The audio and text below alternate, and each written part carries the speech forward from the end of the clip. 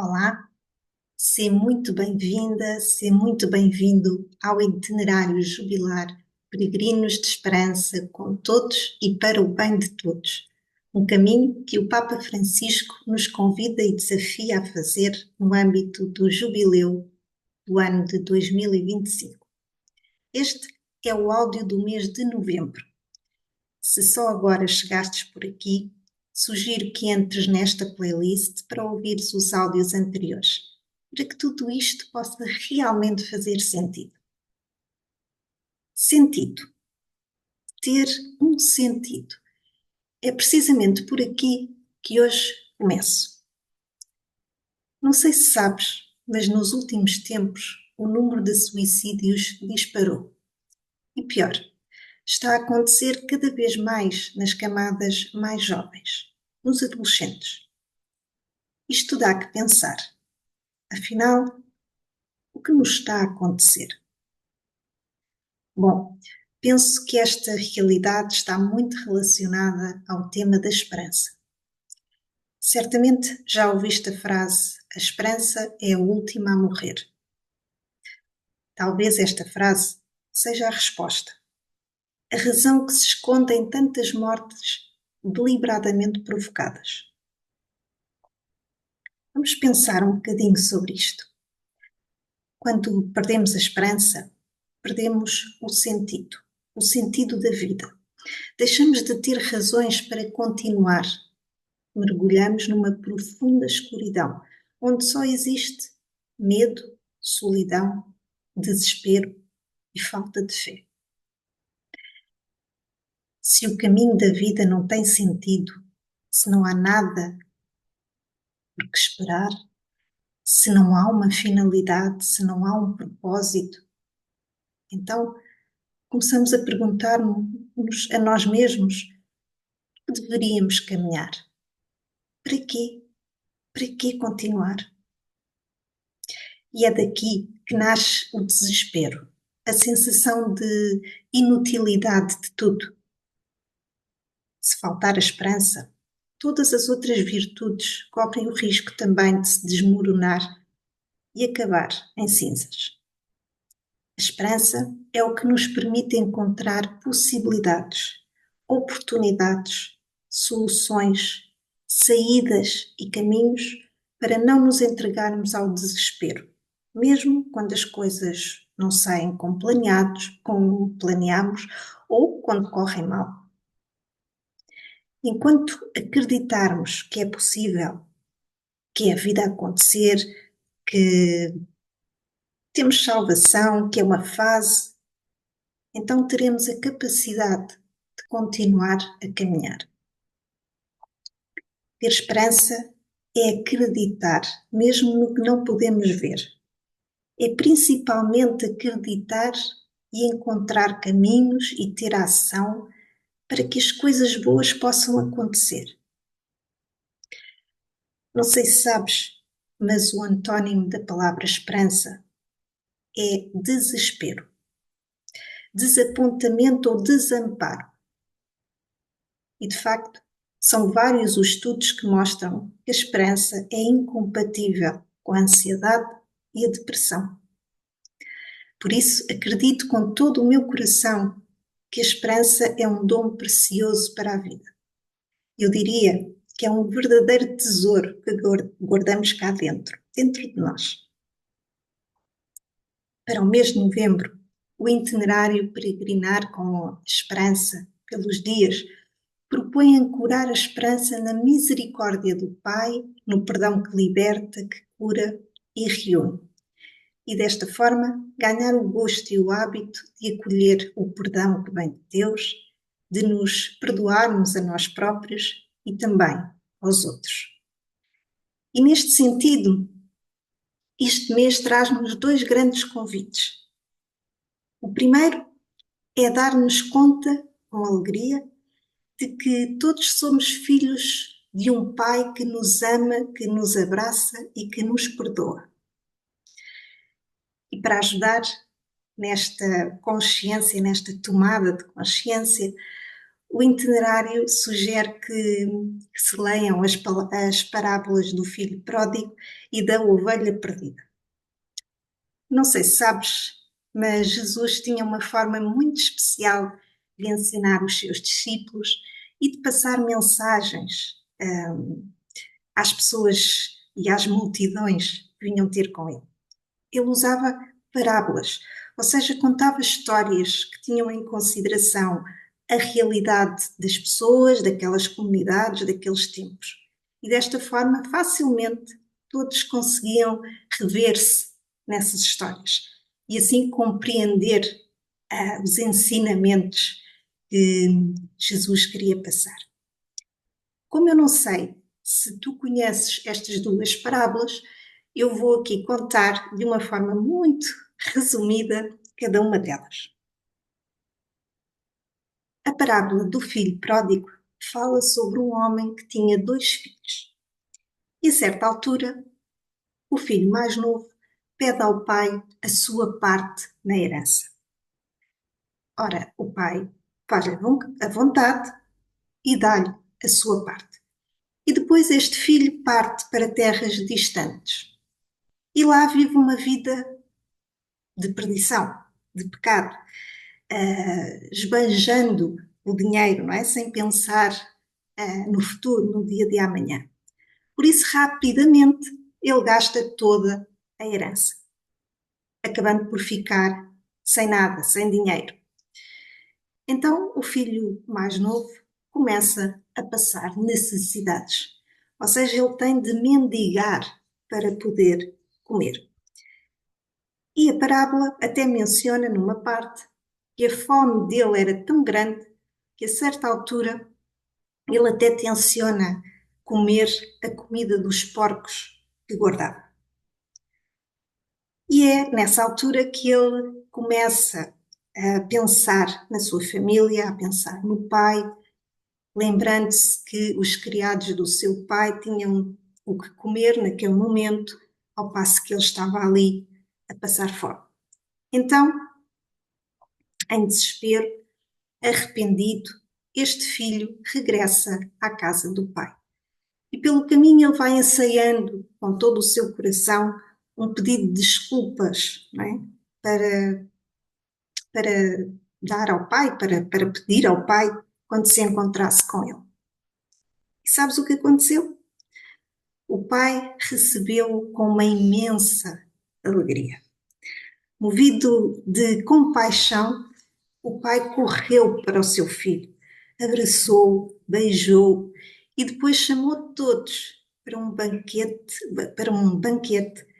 para que pudessem celebrar o seu regresso. Mas a par disto, o filho mais velho não gostou nada da forma como o pai recebeu o seu irmão. Na verdade, ele não considerava justo que o pai o recebesse com festa depois do que ele fez. Porque já ele, não é? Este filho mais velho foi sempre leal, foi sempre fiel, esteve sempre com o seu pai e nunca recebeu uma festa como esta. E mais uma vez, aquele pai, com uma enorme sabedoria, explicou ao seu filho mais velho: Filho, tu estiveste e estás sempre comigo. Tudo o que é meu é teu. Mas hoje é um dia de celebração. O teu irmão estava morto e voltou à vida. Ele estava perdido, mas agora encontrou-se. Esta história ensina-nos que, mesmo quando fazemos coisas erradas, o amor de Deus Pai por nós não muda. Esse amor é muito especial. É tão especial que nos pode tirar de lugares sombrios, que nos pode tirar do pecado, levando-nos de volta para lugares cheios de luz, cheios de amor. E mais, ensina-nos que, tal como este pai da parábola, ele está sempre à espera. Deus está sempre à espera para perdoar os seus filhos. Ele nunca desiste de nós. Somos nós que desistimos dele. Foi o filho, não é? Que quis receber a herança ainda com o pai em vida e que depois virou costas à família e foi viver a vida como ele achava que tinha direito, não é? E o pai, sábio, respeitou a liberdade do seu filho e deixou-o ir.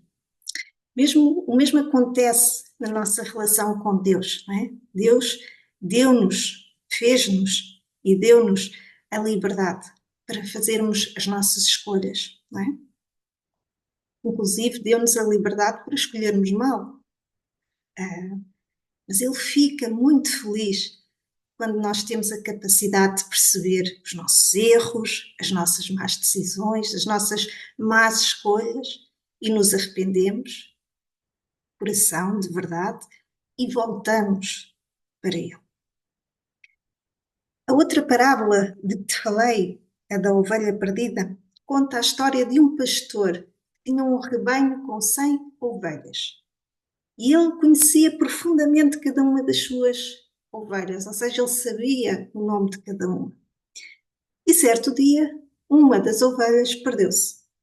E o que fez este pastor?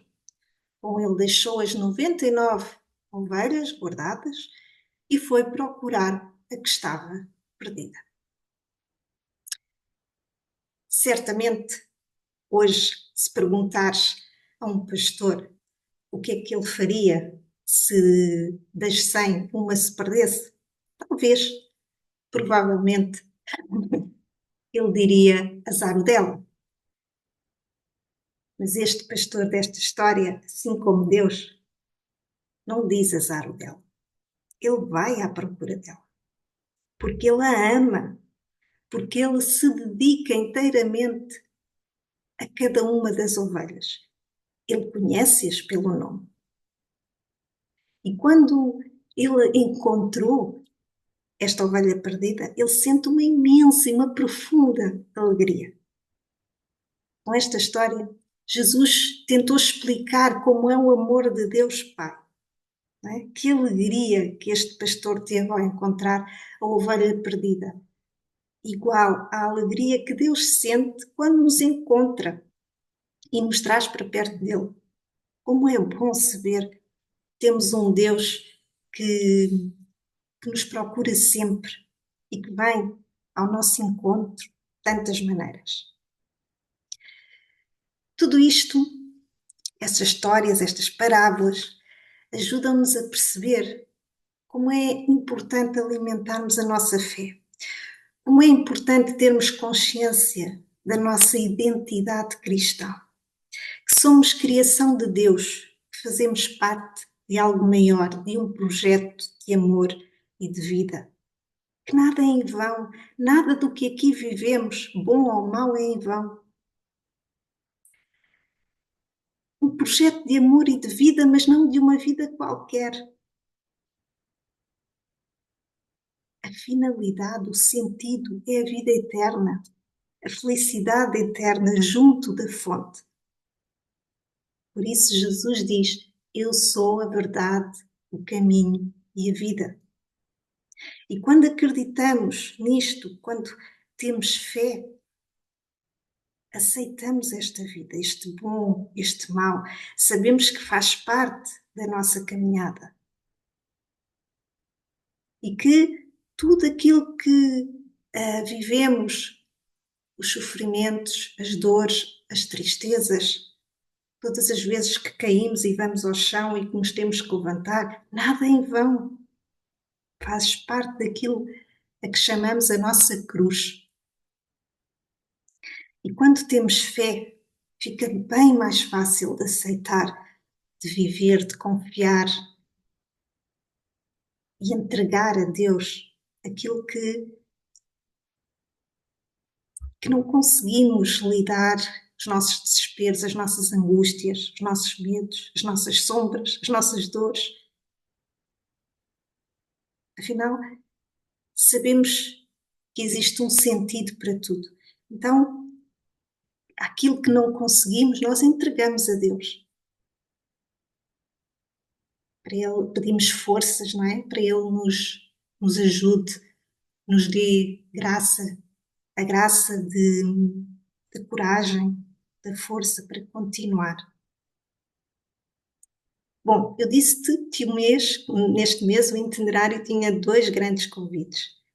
O segundo convite propõe que se aumente a consciência de que o mal e o pecado impedem-nos de viver no amor e na liberdade.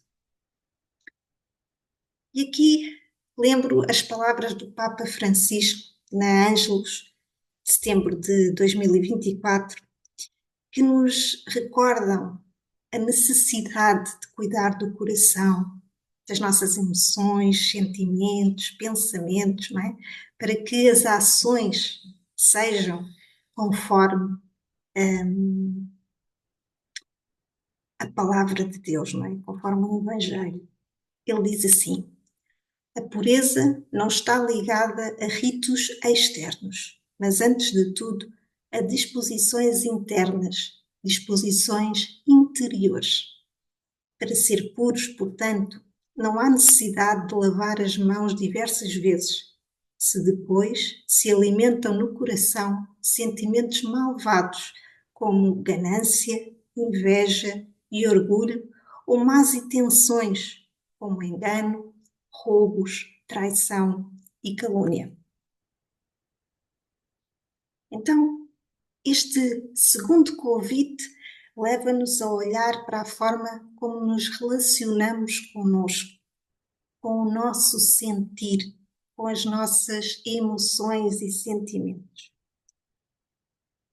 Atualmente, a educação emocional começa na primeira infância e cada vez mais já faz parte do programa das creches, das escolas, das instituições.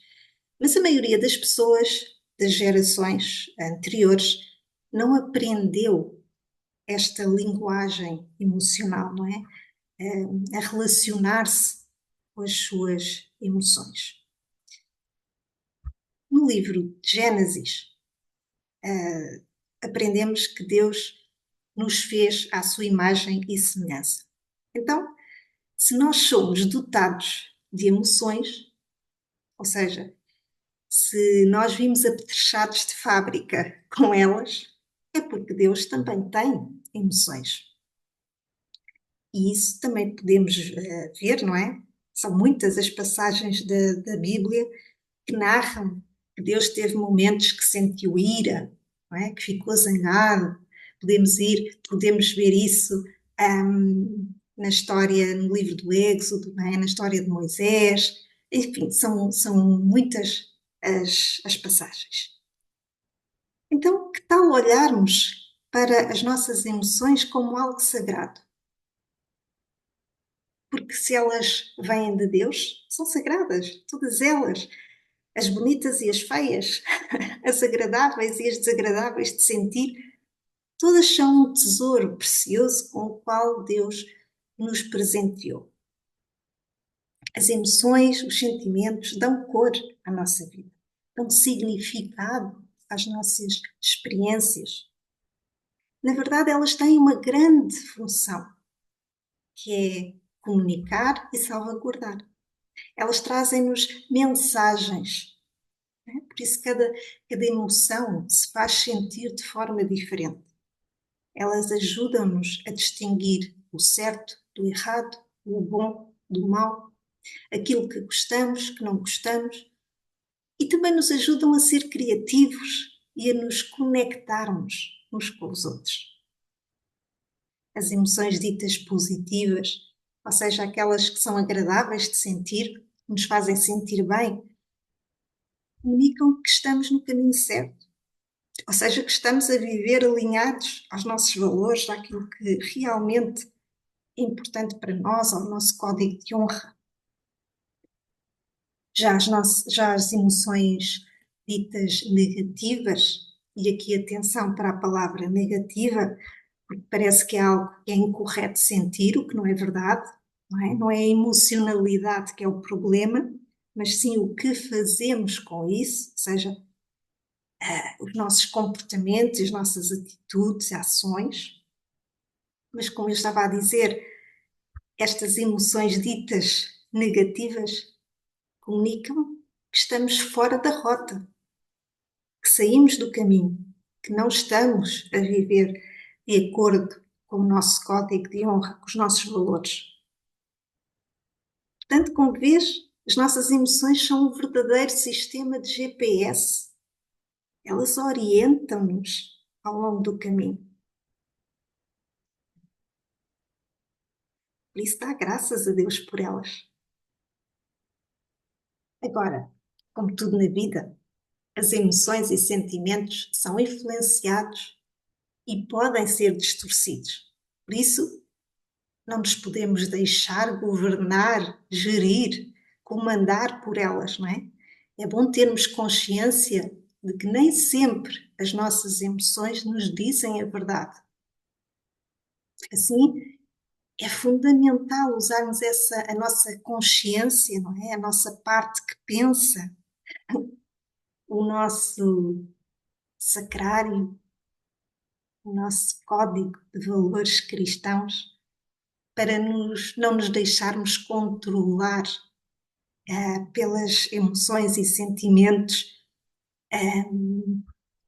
e nos deixarmos levar por elas.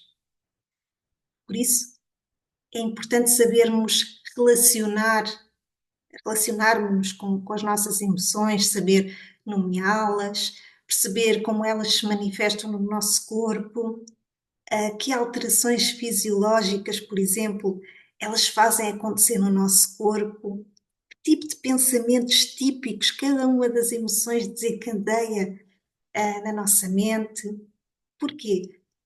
Ter este conhecimento ajuda-nos a usar a nossa mente. Aquela parte do nosso cérebro que toma as boas decisões, que não age nem reage por impulso. E desta forma podemos aprender a regular as nossas emoções. E este caminho também nos ajuda a assumir um processo de conversão e de perdão a nós mesmos. Porquê? Quando nós melhoramos a nossa relação connosco, nós automaticamente melhoramos a nossa relação com os outros. Aceitar, validar o nosso sentir, autorizarmos-nos a sentir, é algo crucial para nos podermos relacionar amorosamente connosco. E neste ponto também somos convidados a olhar para o sacramento da reconciliação. Pedir e acolher o perdão de Deus. O jubileu é uma oportunidade excepcional para colocar nas mãos de Deus os nossos pecados, um mal que amarfanha a nossa vida. O Papa Francisco recorda: quando me vou confessar é para me curar, para curar a minha alma, para sair com mais saúde espiritual, para passar da miséria à misericórdia. E o centro da confissão não são os pecados que dizemos, mas o amor divino que recebemos e que sempre precisamos. O centro da confissão é Jesus que nos espera, que nos escuta, que nos perdoa. No coração de Deus, nós estamos antes dos nossos erros. E aqui abro um parênteses para te falar um pouco de mim. Antes de fazer o cursilho de cristandade, eu era uma das várias e muitas pessoas que achava que a confissão era entre mim e Deus. Que eu me confessava na minha mente, no meu coração. Que não precisava de um padre, de um sacerdote para o fazer. Depois do cursilho, tive a graça de perceber e de ter um outro entendimento.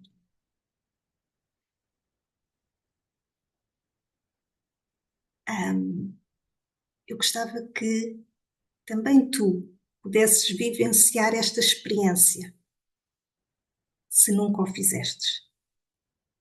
O poder confessar, o poder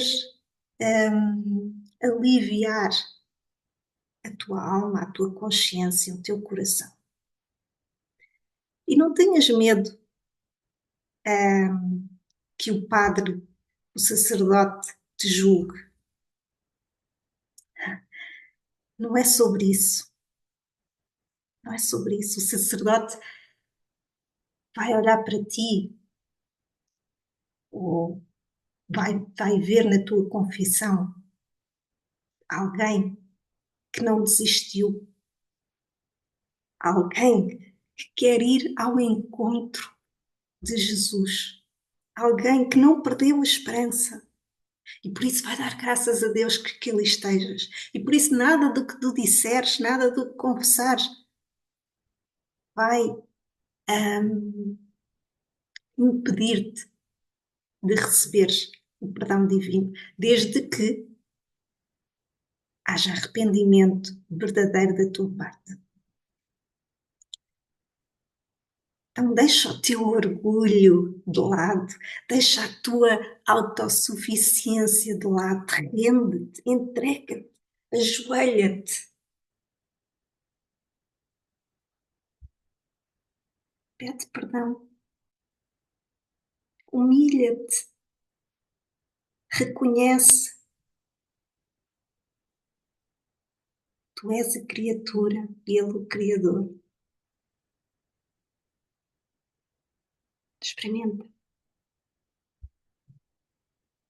E para não me alongar, já me alongando, para finalizar, trago-te algumas sugestões que o itinerário também nos deixa para treinarmos o perdão. Então, a começar logo na nossa família, não é? A família é a primeira igreja. É onde podemos treinar as nossas habilidades em segurança, em amor. Portanto, é lá que podemos também ajudar os nossos filhos a saber a importância de reconhecer quando erramos, a importância de um pedido de desculpas, de mostrar arrependimento quando percebemos que tivemos uma atitude incorreta, magoámos alguém. E como é que fazes isto? Bom, dando o exemplo, fazendo tu. Afinal, para os nossos filhos, nós somos o modelo, o principal modelo. Também o perdão aos outros, não é? Pedir perdão, pedir desculpa àqueles com quem nos relacionamos, conhecidos, desconhecidos, na escola, no trabalho, nos vários ambientes que frequentamos. Não nos cai nada ao chão, não nos torna fracos, pelo contrário. Tenhas vergonha de pedir desculpa, pedir perdão. E depois, o perdão à terra-mãe, não é? E neste âmbito, pedir perdão é fazer algo pelo planeta. Então, convida a tua família, o teu grupo, a escolher para este mês um gesto, uma atitude, ou várias, a treinar. Não desperdicem alimentos, arranjar uma forma de reaproveitar as sobras, poupar na água, na luz, perceber que com pequenos gestos, se calhar ao fechar uma torneira, ao ter uma luz que não é necessária desligada, podemos realmente fazer a diferença. Vemos tantas catástrofes naturais, não é, a acontecer, cheias, fogos, guerras, e mesmo às vezes os nossos vizinhos, nas nossas vizinhanças, não é? Há tantas pessoas que estão a precisar de ajuda. Vai à procura. Envolve-te. na tua paróquia. Vai saber, vai à igreja, pergunta se podes de alguma forma participar em algum grupo de voluntariado ou se podes contribuir de alguma maneira, não é? Apanhar lixo na praia, sei lá, reciclar, ajudar em pequenas obras de manutenção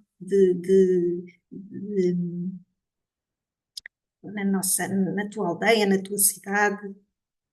Quem sabe participar em programas de proteção do ambiente, enfim, a imaginação é o limite. Pronto, e por hoje é tudo.